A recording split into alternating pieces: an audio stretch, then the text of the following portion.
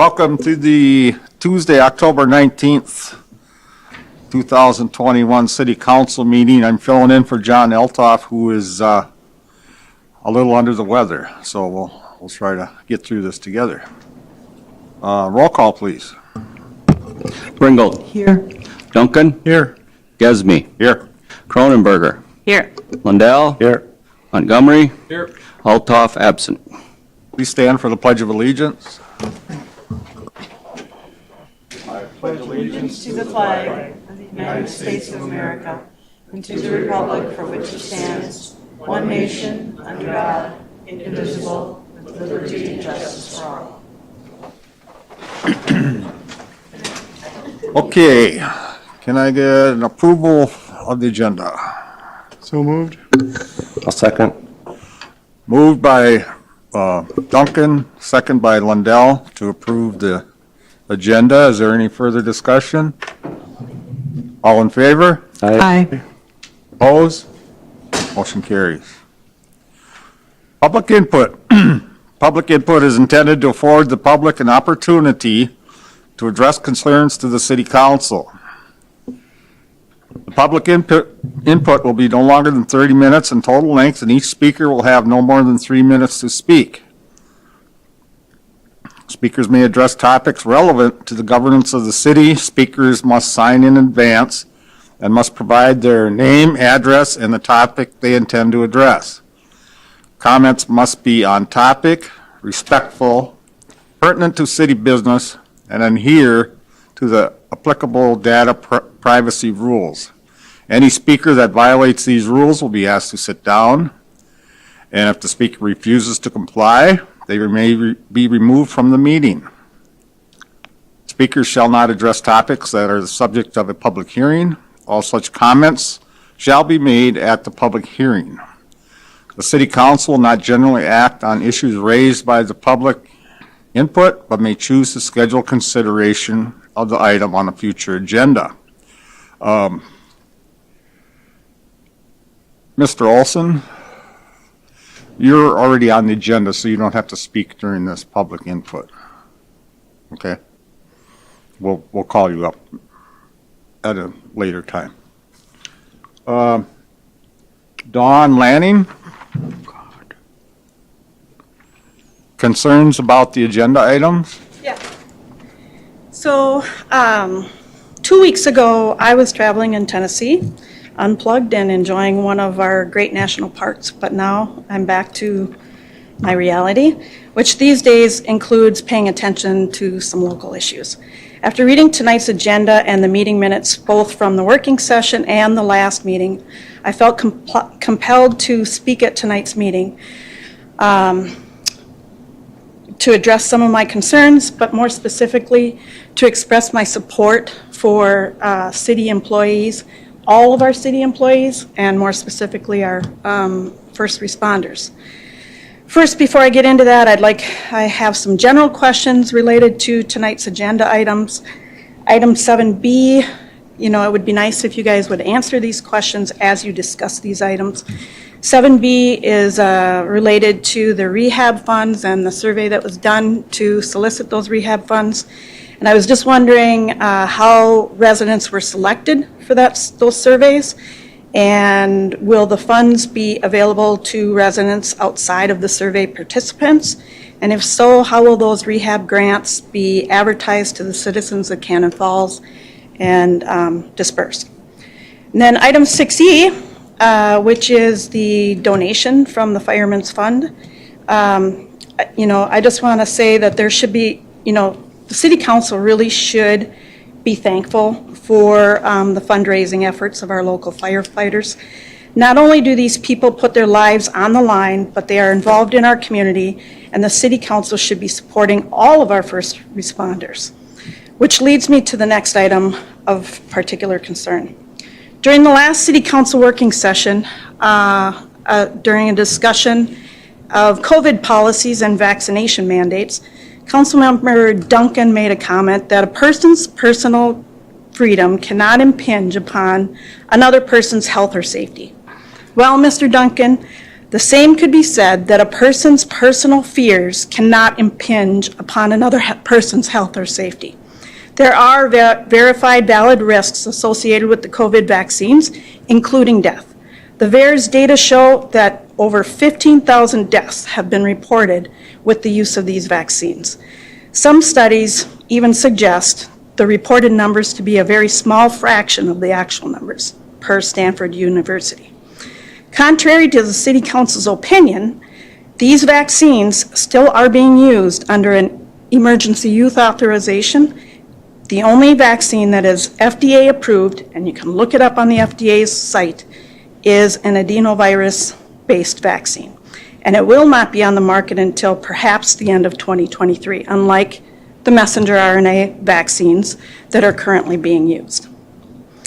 Mr. Duncan's total disregard for city employees' medical freedoms is just another example of his continued contempt for those with opinions differing his own.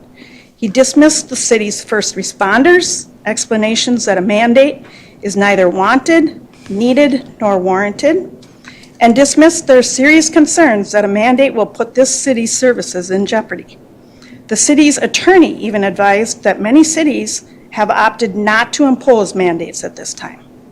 The fears of Mr. Duncan, along with Ms. Bringold, fueled their justification for their infringement by stating that it is the city's responsibility to protect its citizens and by raising concerns of liability.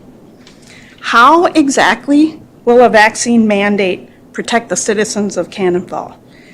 Vaccinated people can still get COVID, they can still spread COVID, and yes, statistics do suggest they are more likely to get sick.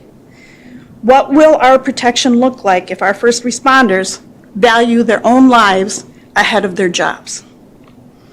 If the City Council is worried about liability, consider the consequences related to an unjustified dismissal, the delayed response to an emergency call due to staff shortages, the illness and/or death of an employee after being coerced into taking a vaccine that currently is not FDA approved, that they did not want to take, or by sending them to test sites where sick people go to get tested, Okay, I'm going to have to cut you off increasing their there. exposure Ma'am? and again putting their risk. Ma'am? Yep, I'm gonna- one more item. So, okay, that's fine, I'll be done. Thank you. Belinda Kuhn.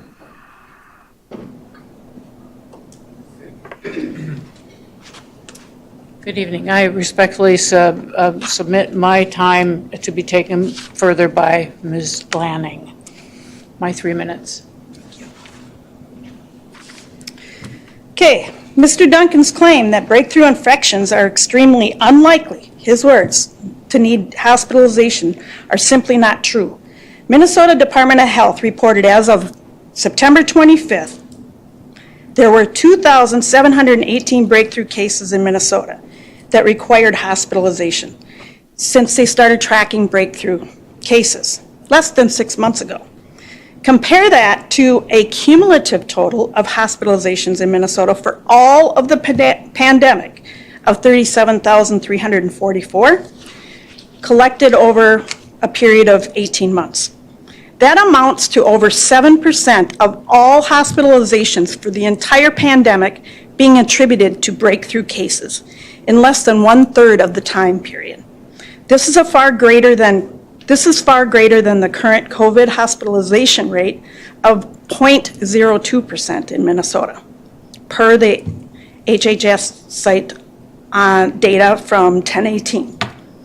The statistics for COVID deaths in Minnesota also show a significant breakthrough caseload of 234 deaths from breakthrough cases compared to a total death count for all of the pandemic of 8,049 people, with breakthrough cases amounting to nearly 3% of all deaths in the entire time of the pandemic, and again within less than 1/3 of the time. Mr. Duncan, this is not extremely unlikely. The unfortunate passing of General Colin Powell, who was fully vaccinated, is yet another example that these vaccines offer no guarantees. There is a proven and verified risk associated with these vaccines, and as such, the decision to weigh the benefits versus the risks of their use should be a personal choice, with no coercion of any kind.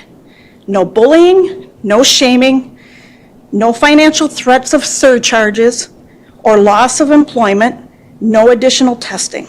I would hope that the City Council will reconsider their vote from the last meeting. Mandating the use of a vaccine to appease the petty fear of the unvaccinated or of the vaccinated that the very vaccine you are mandating does not offer them sufficient protection, then using unsubstantiated rhetoric to justify stomping on city employees' medical freedoms is, well, to use Mr. Duncan's own words, selfish, stupid, and un-American. Thank you. Diane Johnson?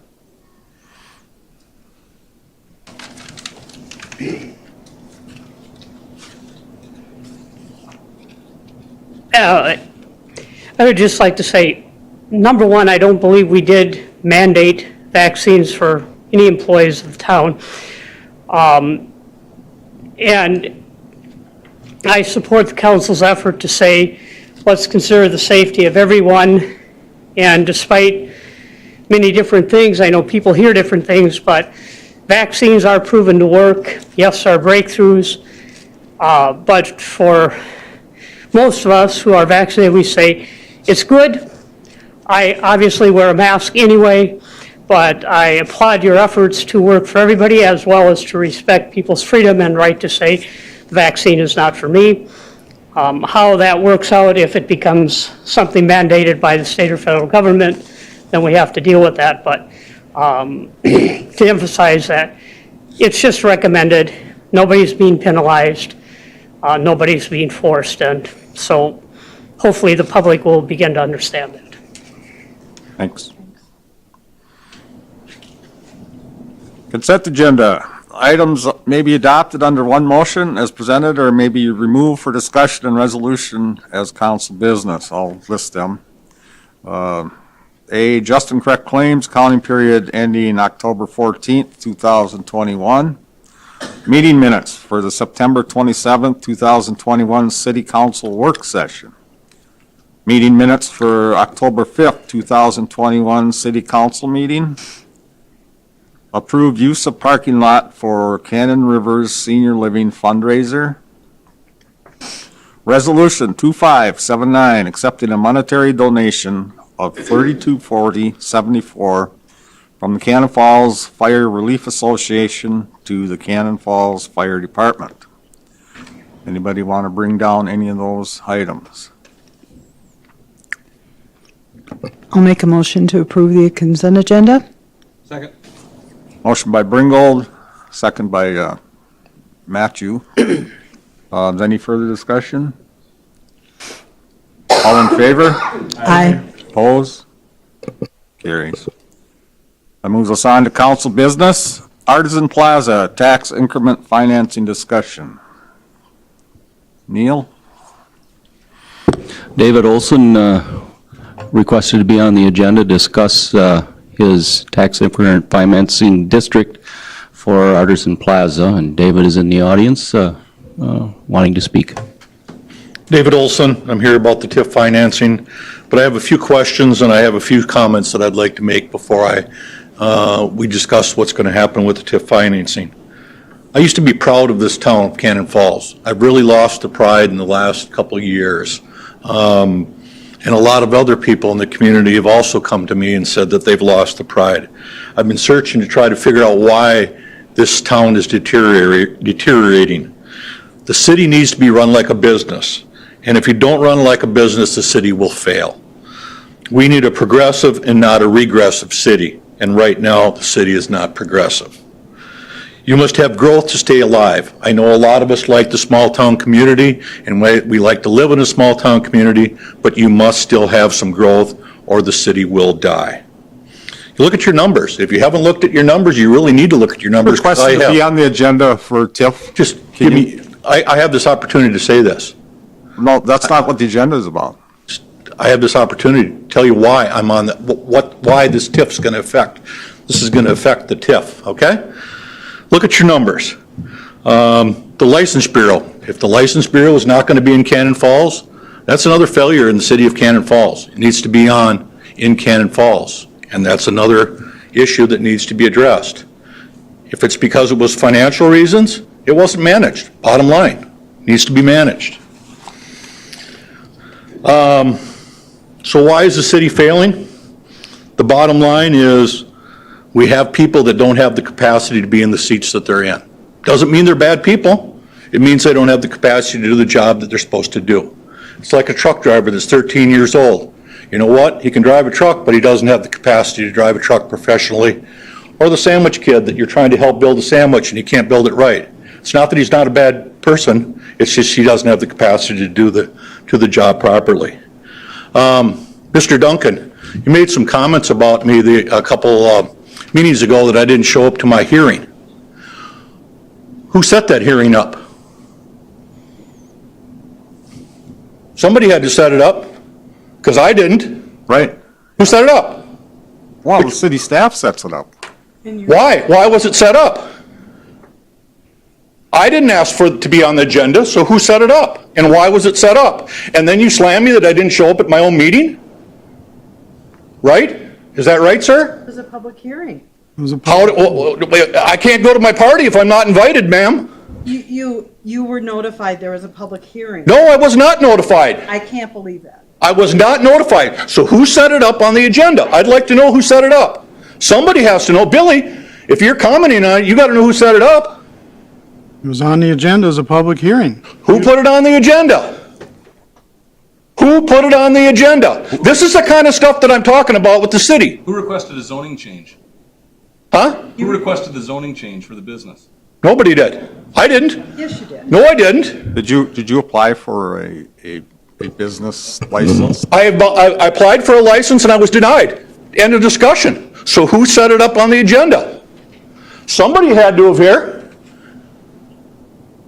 And then you don't invite me to my own party?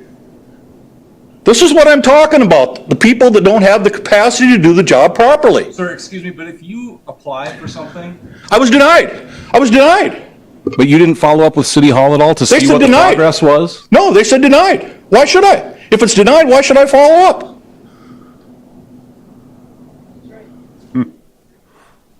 Tell me why I would. So you're claiming you were not notified in any way? No, none at all. And then he slammed me for not coming to my own hearing, which wasn't my hearing. It was your hearing. I don't understand. Neither does the community. You know, you council members, when you took your seat, you have an ethical, a fiduciary, and a responsibility to the community, okay? Can we And get- some of you aren't doing that. Dave, can we go to your TIF discussion, please? Yeah, Okay. all right. Because of the nonsense that's going on in this town, I'm going to pay my TIF money back, okay? Okay. I'm not going to accept my TIF money. I'm going to give it back to the city.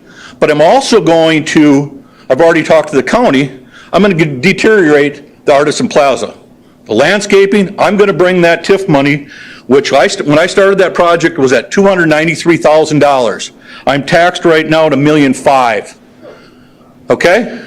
I got $1.5 million for a tax base. I'm going to bring that sucker down to about $600,000.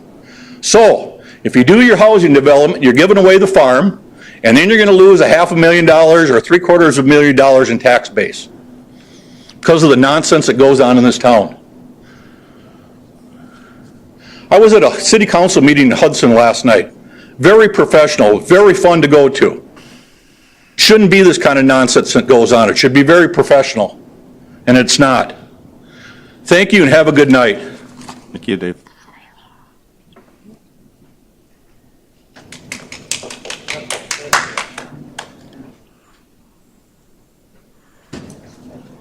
Next item on the agenda is Small Cities Development Grant.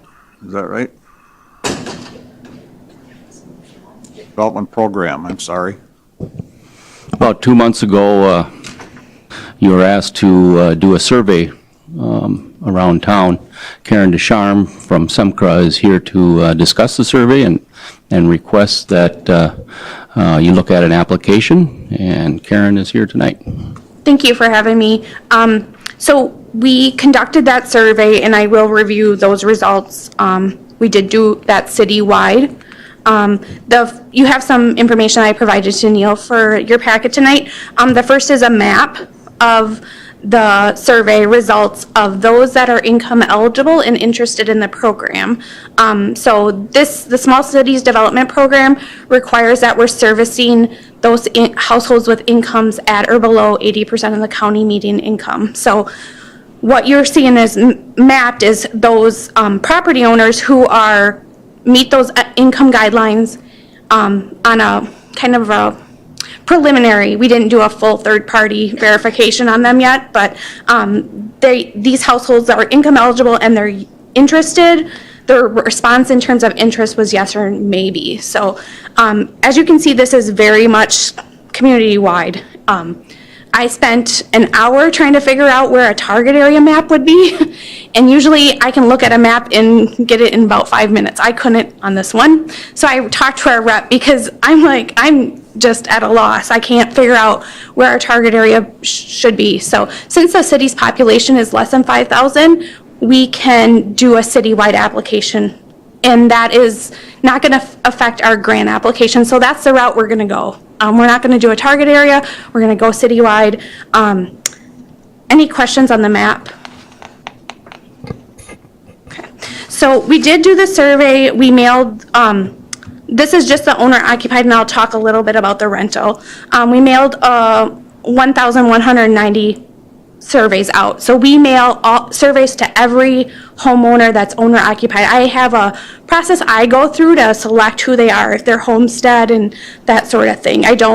We do it because of fair housing and the federal requirements surrounding fair housing. I can't choose a certain area. We do citywide in terms of our disbursement of the survey. We did get a 28.9% response rate. That is low, but I will talk about the interest in a little bit. And that number's changed. I have probably at least 15, 20 surveys more that I've gotten in that is not part of this. So I didn't want to add that to this and confuse what you have and what I have in terms of talking through it tonight.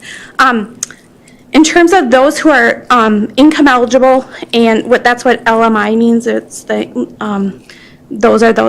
meet the income requirements that are set. We have 90 households that are interested. Our grant funds are capped at $600,000, and each house could get up to $25,000 in rehab funding through this program. With material costs are being what they are, we usually average around requesting $22,000 per household. We're going to have to be higher than that because we are not able to do as much stuff, so we're leaving houses kind of somewhat unfinished, and so we're requesting more per house in terms of the grant, and I'll get into that. But right now we have 90 households interested, and we probably have more than that. And if we do additional marketing, we're going to have more than that when people really understand that the funding is a 10-year deferred loan. The loan goes away at the end of the 10 years, and if it's sold within that 10 years or they don't use the house as their primary residence in that 10 years, it's prorated. No interest added. They're not making payments on it until they have an event of a default or they sell or the 10 years has been forgiven. So this is just this table that it has these numbers on is what I use to kind of start my analysis process and help with the basis for the grant application. So I will just talk about the preliminary proposal. The next page is the budget that we're proposing. We're proposing to rehab 21 homes, averaging $24,500 in small cities money per unit. So now, if the average is lower than that, we can do more homes than the 21. So we're applying for an allocation. We at least have to rehab 21 homes, but if our overall average is lower, we can end up rehabbing more. Does that make sense? So we're right at the total in terms of we're right near the cap of we're applying. The total request is from the state is $591,675, in terms of small cities monies. We did get some rental interest. It's not, in terms of trying to be competitive, I feel like we'd be dabbling in rental and dabbling in owner-occupied rehab. So what I'm proposing to do is focus on owner-occupied with this application, and then I can anticipate that we would have a rental in a few years from now, coming back and requesting more funding from the state to improve additional homes and rental properties in Cannon Falls. So with that, the request tonight is for approval for submission of the preliminary proposal and for the mayor to sign the signature page. And then I can take any questions. Can anyone apply for this, or only the ones that are the 90 that are in the income that responded? So the 90, we can't limit it to the 90. We have to, for fair housing, open it to anyone. So we would obviously reach out to those people because they have needs. There's a lot of needs in terms of accessibility that I noticed, and the age of the households. That was another thing that I didn't mention on the map. We have houses that we look at for the oldest homes in the area, and we couldn't find that either. So that was what led me to it was more sporadic. So we would have one that was pretty new and then one that was extremely old in the same kind of neighborhood. So we couldn't just limit it. Okay. So, but we have to give everyone the same opportunity. We do reach out to the survey respondents. We do market in terms of publications and the local newspaper website, our website, those kinds of things. Okay.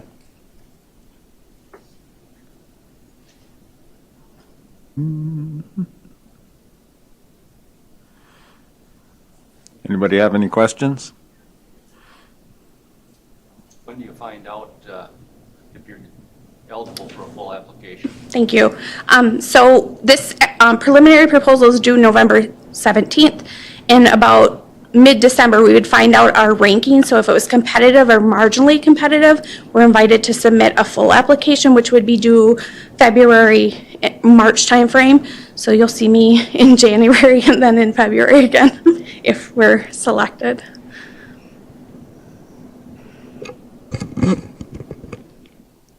Any other questions? No? I'll make a motion to approve the Small Cities Development Program. I'll second it. Motion by Montgomery, second by Bringold, to move this on to the next stage. Is there any other discussion? All in favor? Aye. Opposed? Carries. Thank you. Thank you.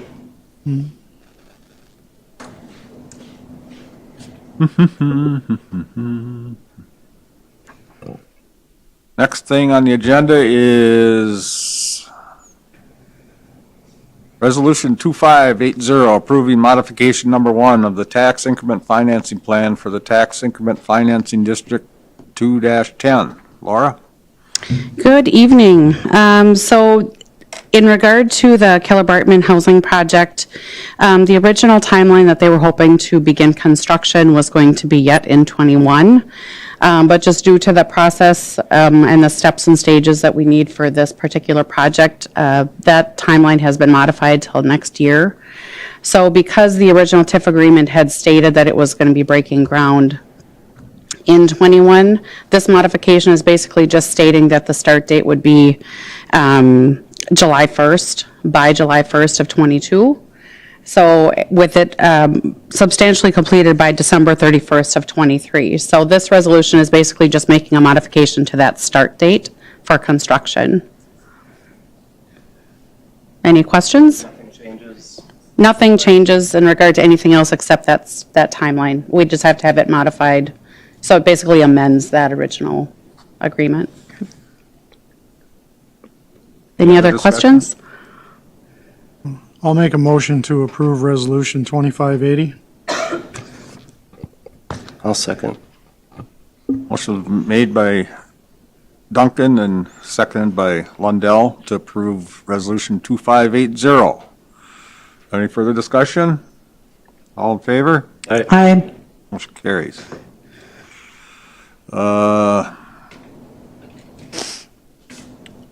Resolution 2581, authorizing administrative budget amendment modification of the tax increment financing plan for Tax Increment Financing District 2-10. Okay, so same thing in regard to the Keller Bartman project. Typically within a TIF district, the expenses that can be reimbursed for are usually footings down. So it can be environmental studies, it can be soil borings, it can be anything, like I said, from the soil down.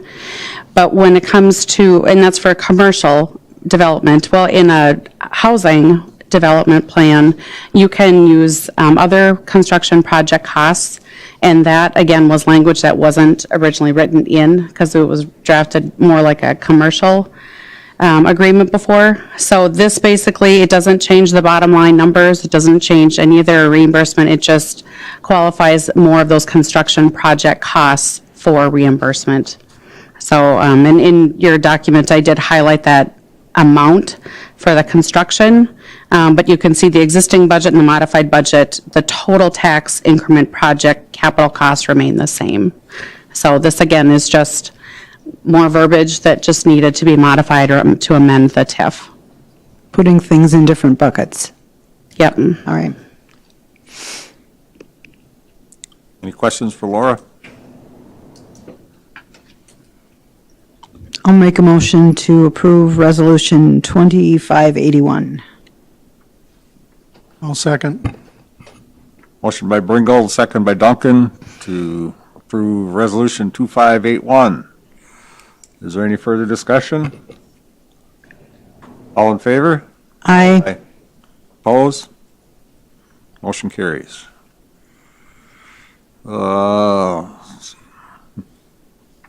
Resolution 2582, authorizing execution of a development agreement with Keller Bartman Properties, LLC. 14 LLC, I should say. Laura? Okay, me again. So the development agreement for the Keller Bartman project was in your packet to review. And basically this just kind of, it's the whole ball of wax. It's the terms of the TIF, it's the other business subsidies that were approved earlier last in September, I believe, is when those were approved. So basically, this was drafted by Mary Ippel, who was our TIF attorney. And if you have any questions, I can certainly try to answer them. But basically, this would, we would be able to move forward then. Keller Bartman would be able to move forward with seeking their financing and whatnot to keep this project moving forward.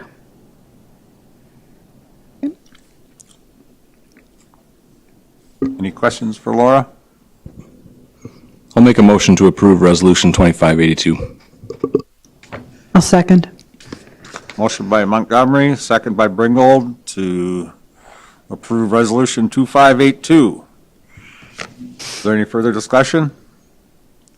All in favor? Aye. Opposed? Motion carries. Reports. Kyle? 5 to 7.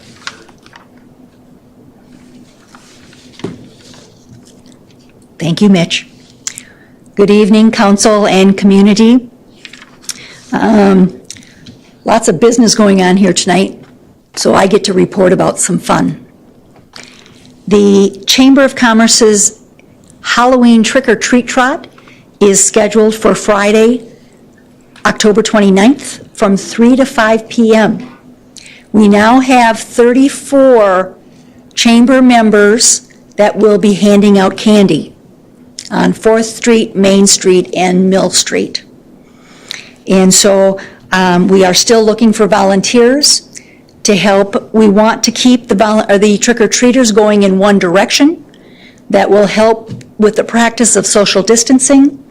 And we are stating that masks may be worn. Okay? And so if you know of any volunteers that would like to help, move the traffic around. We will have arrows on the sidewalks to keep that going, and just want the safety for the children going across the streets as well. Okay? An added benefit from this, for this year, is we have what we call the free book buggy. And the free book buggy is a nonprofit that collects children's books, and they will have plenty of books to give 1 to 2 books per child and all age limits. And so they will be down by Brewster's, since Brewster's is bringing them into town. And so free books for children the night of Trick or Treat Trot. That is from 3 to 5. The school district, the PTO, is having their school carnival family Halloween party starting at 5 p.m. at the high school, from 5 till 7:30. Then we also have the Trunk or Treat Trot at St. Pius Church and School, that is open to the public, 3:30 to 5:30. So they'll have cars parked in their parking lot that you can walk around to pick up your candy. Correction, elementary school. Elementary school.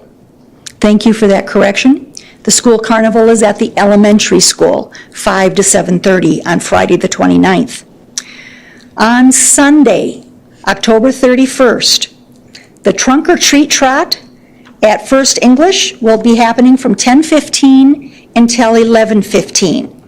And so they're going to have food trucks there, they're going to have some other games going on, and so a little bit more fun than just getting candy that day. And just today I heard from True North Church, they're having a Halloween trunk or treat. They'll have a lineup of decorated cars where you pick up your candy. They'll also have farm animals to be petted, group photo shots, chili, apple cider, hot chocolate, and coffee. And they want everyone to vote for their favorite chili. And that's on the 31st? That's on the 31st, and that is 4:30 to 7 p.m.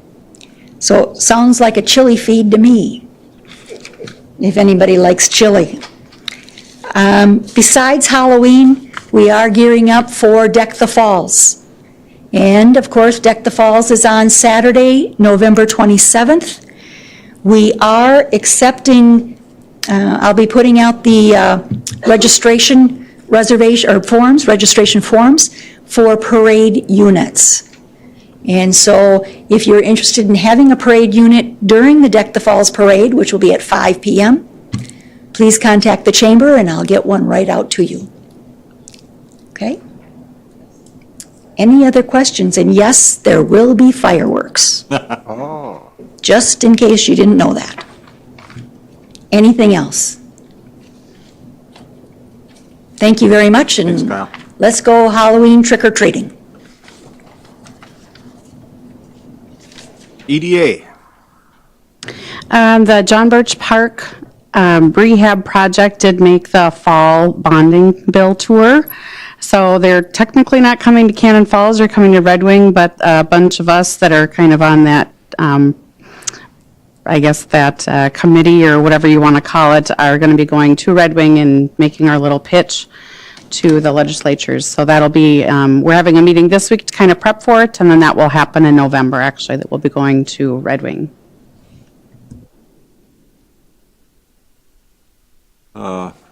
Public Works.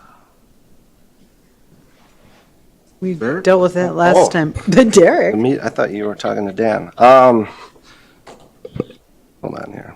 I think everything we did was on the consent agenda, On last time. or last time, yeah. So, yeah, I think I already talked about Our it last meeting was time. actually before the council meeting this month. Yep, no new news. Oh, yeah, you're right. Yeah, it was one of those weird ones. Park Board, same way, right? Yeah, Park Board, same thing. You've already discussed what you met about. Pretty much. Except for the only thing that was really new that was discussion about lights at Don Mensing. A citizen asked us to take a look at that, and Danny and I, we've been talking about that, so, yeah. But yeah, John Birch Park and the fireworks. Library Board? Nicole? Nicole? You've got a name. Here she is. Anybody know sign language? There we go. She's For some reason, I was muted. Okay, it works. So the library board and I are working very hard on finishing up our strategic plan. We got so much information from people, and I really. Uh-oh. Oops, you froze. Well, thank you, Nicole. That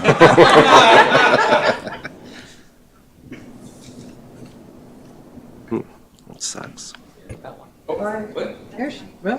There's a movement. We'll be finishing up the strategic plan in our November meeting, so I should be bringing it to you. Oh, I hope I'm not freezing. I should be bringing it to you in late November. Am I freezing? I think I am. Going.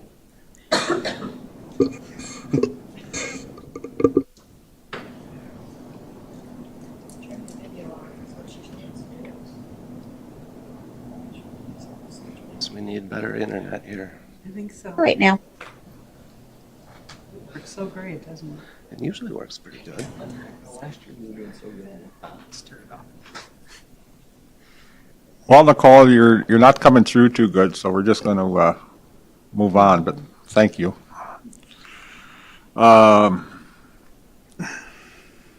Let's see. Dan, do you have anything? I do, just a couple of things. We're still flushing water mains and hydrants, getting towards the tail end. Starting November 1st, we'll start trucking biosolids, so that's coming up before the next meeting. That should do it. Laura, you got anything else? Mitch? Neil?